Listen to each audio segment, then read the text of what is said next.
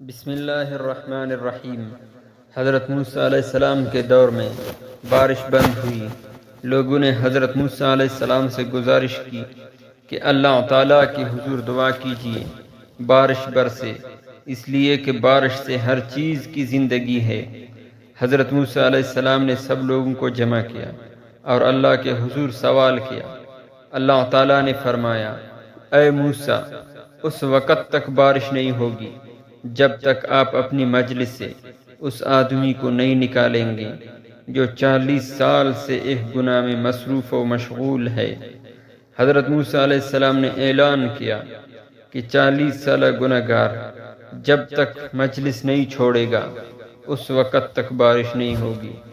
وہ بندہ سوچنے لگا کہ اگر اب اٹھتا ہوں تو لوگوں کی انگلیاں میری طرف اٹھیں گی، یہ 40 سالہ گناہ گار ہے، اور اگر نہیں اٹھتا تو بارش نہیں ہوتی۔ عجیب کشمکش میں تھا۔ اللہ تعالیٰ سے دل ہی دل میں صلح کر دیتا ہے اور توبہ کرتا ہے، یا اللہ 40 سال تک آپ نے میرے گناہ پر پردہ ڈالا، آج بھی آپ میرے گناہ پر پردہ ڈال دیں۔ تھوڑی دیر گزر گئی، مجلس سے کوئی آدمی اٹھا نہیں، لیکن بارش شروع ہو گئی۔ حضرت موسیٰ علیہ السلام نے اللہ تعالیٰ سے عرض کیا، یا اللہ یہ کیا ماجرا ہے؟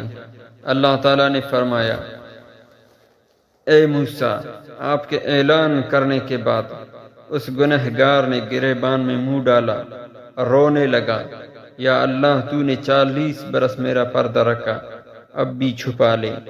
یا اللہ اب میری توبہ ہے اور میں ندامت ہوں۔ اس نے اخلاص کے ساتھ توبہ کر لی تو میں نے اس کو بخش دیا۔ دوستو، اللہ بخشنے کے لیے بہانہ تلاش کرتا ہے، تھوڑی توجہ کی ضرورت ہے۔